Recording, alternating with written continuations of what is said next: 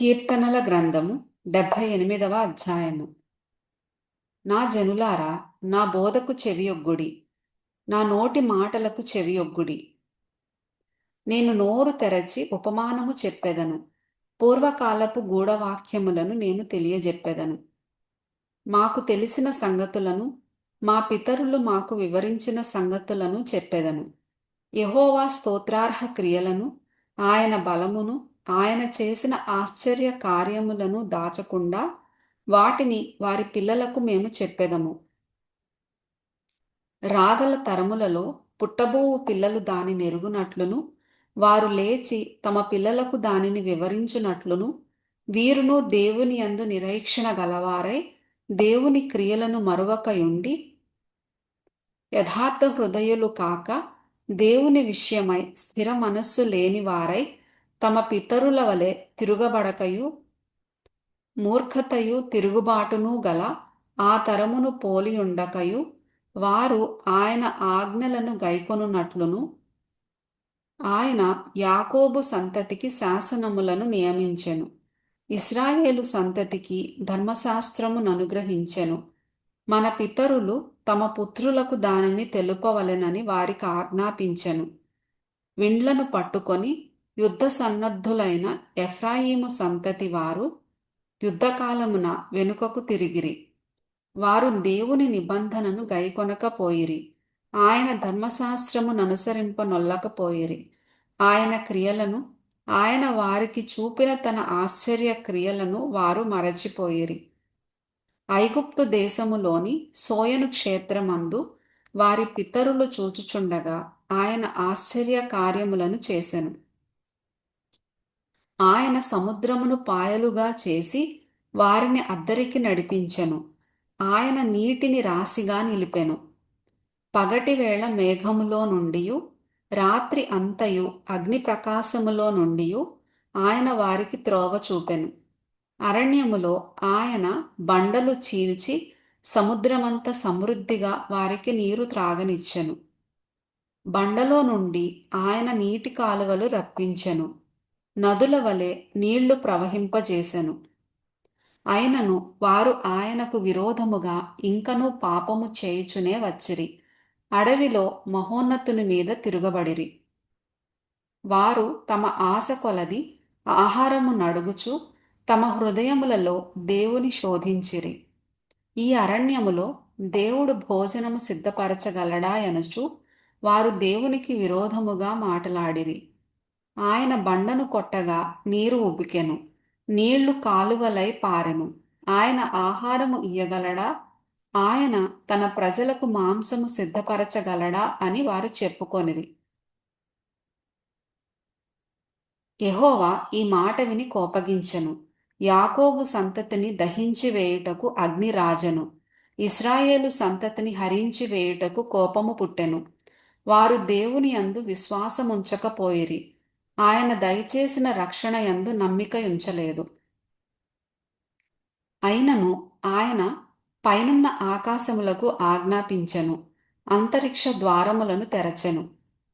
ఆహారమునకై ఆయన వారి మీద మన్నాను కురిపించెను, ఆకాశ ధాన్యము వారికి అనుగ్రహించెను.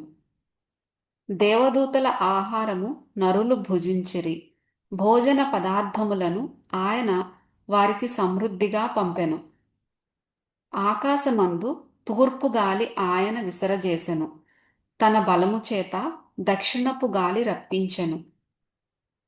ధూళి అంత విస్తారముగా మాంసమును, సముద్రపు ఇసుక రేణువులంత విస్తారముగా రెక్కలు గల పిట్టలను ఆయన వారి మీద కురిపించెను. వారి దండు మధ్యను వారి నివాస స్థలముల చుట్టూను ఆయన వాటిని వ్రాలజేసెను. వారు కడుపారా తిని తనిసిరి, వారు ఆశించిన దానిని ఆయన అనుగ్రహించెను. వారి ఆశ తీరక మునుపే ఆహారము ఇంక వారి నోళ్లలో నుండగానే దేవుని కోపము వారి మీదికి దిగెను. వారిలో బలిసిన వారిని ఆయన సంహరించెను, ఇశ్రాయేలులో యవ్వనులను కూల్చెను. ఇంత జరిగినను వారు ఇంకనూ పాపము చేయుచు ఆయన ఆశ్చర్య కార్యములను బట్టి ఆయనను నమ్ముకొనకపోయిరి. కాబట్టి ఆయన వారి దినములు ఊపిరివలె గడిచిపోజేసెను. వారి సంవత్సరములు అకస్మాత్తుగా గడిచిపోజేసెను. ఆయ వారిని ఆయన సంహరించినప్పుడు వారు ఆయనను వెదకిరి. వారు తిరిగి హృదయపూర్వకముగా దేవుని బతిమాలుకొనిరి. దేవుడు తమకు ఆశ్రయదుర్గమనియు మహోన్నతుడైన దేవుడు తమకు విమోచకుడనియు వారు జ్ఞాపకము చేసుకొనిరి. అయినను వారి హృదయము ఆయన ఎడల స్థిరముగా నుండలేదు. ఆయన నిబంధనను వారు నమ్మకముగా గైకొనలేదు. నోటి మాటతో వారు ఆయనను ముఖస్తుతి చేసిరి. తమ నాలుకలతో ఆయన యొద్ద బొంకిరి. అయితే ఆయన వాత్సల్య సంపూర్ణుడై వారిని నశింపజేయక వారి దోషము పరిహరించువాడు. తన ఉగ్రతను ఏమాత్రమును రేపుకొనక పలుమారు కోపము అణచుకొనువాడు. కాగా వారు కేవలము శరీరులై ఉన్నారనియు విసరి వెళ్ళి మరలి రాని గాలివలెనున్నారనియు ఆయన జ్ఞాపకము చేసుకొనెను.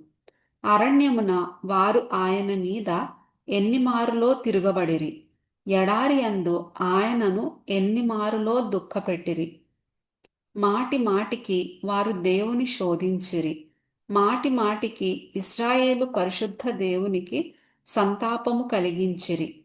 ఆయన బాహుబలమునైనను విరోధుల చేతిలో నుండి ఆయన తమ్మును విమోచించిన దినమునైనను వారు స్మరణకు తెచ్చుకొనలేదు. ఐగుప్తులో తన సూచక క్రియలను, సోయను క్షేత్రమందు తన అద్భుతములను ఆయన చూపిన దినమును వారు జ్ఞప్తికి తెచ్చుకొనలేదు. ఐగుప్తీయులు త్రాగలేకుండా నైలు నది కాలువలను, వారి ప్రవాహ జలములను ఆయన రక్తముగా మార్చెను. ఆయన వారి మీదికి జోరీగలను గుంపుగా విడిచెను. అవి వారిని తినివేశెను. కప్పలను విడిచెను. అవి వారిని నాశనము చేసెను. ఆయన వారి పంటను చీడపురుగులకిచ్చెను. వారి కష్ట ఫలములను మిడతలకప్పగించెను. వడగండ్ల చేత వారి ద్రాక్ష తీగలను, హిమము చేత వారి మేడి చెట్లను ఆయన పాడు చేసెను. వారి పశువులను వడగండ్ల పాలు చేసెను. వారి మందలను పిడుగుల పాలు చేసెను. ఆయన ఉపద్రవము కలుగజేయు దూతల సేనగా తన కోపాగ్నిని, ఉగ్రతను, మహోగ్రతను, శ్రమను వారి మీద విడిచెను. తన కోపమునకు ఆయన త్రోవ చదును చేసెను. మరణము నుండి వారి ప్రాణమును తప్పింపక వారి జీవమును తెగులునకు అప్పగించెను. ఐగుప్తులోని జ్యేష్ఠులనందరినీ, హాము గుడారములలోనున్న బల ప్రారంభమైన ప్రథమ సంతానమును ఆయన సంహరించెను. అయితే గొర్రెల వలె ఆయన తన ప్రజలను తోడుకొని పోయెను. ఒకడు మందను నడిపించునట్లు అరణ్యములో ఆయన వారిని నడిపించెను.